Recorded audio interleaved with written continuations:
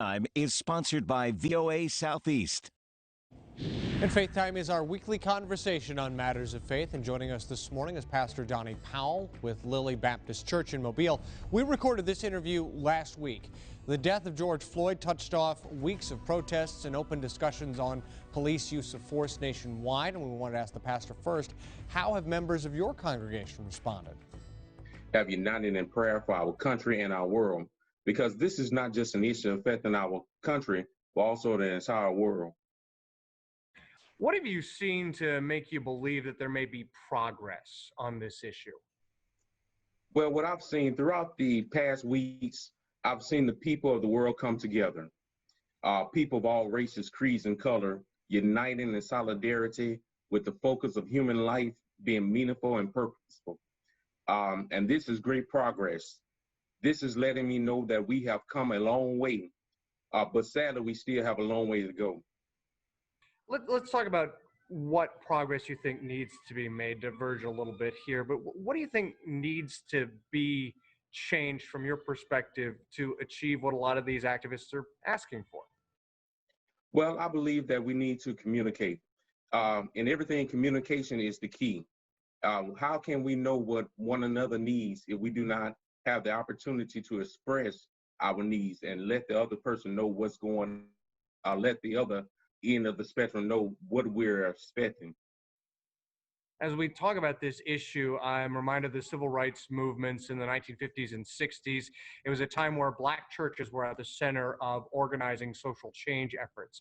But with the predominance of social movements through social media, what role do you think predominantly African American churches play in the movement now? Yes, in the 50s and 60s, the African American church did play a vital role in the movements. But here in 2020, it's going to take all churches. We can no longer single out a single church because we all fall under the same banner of Christianity, and we should all be held to the same standards of Christ, meaning that we just can't say the African American church. We have to say all churches. And when we see an injustice for one person, that's an injustice for all. So all churches should be involved, not just the African American church.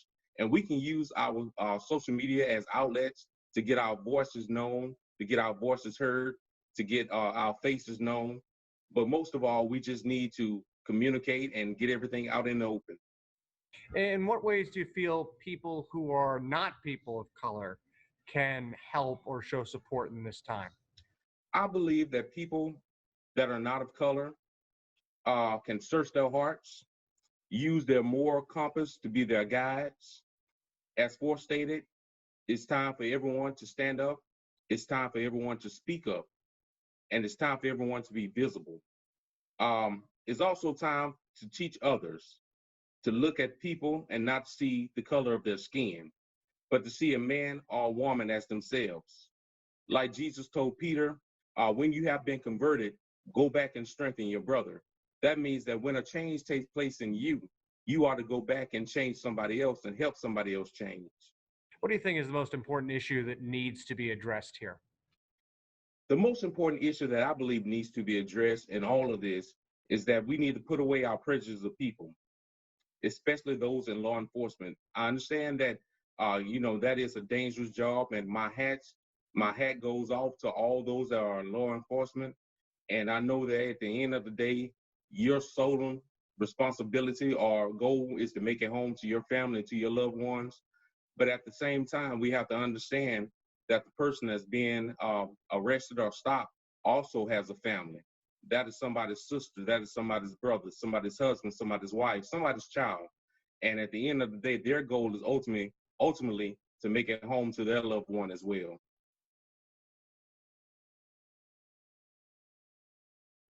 Now,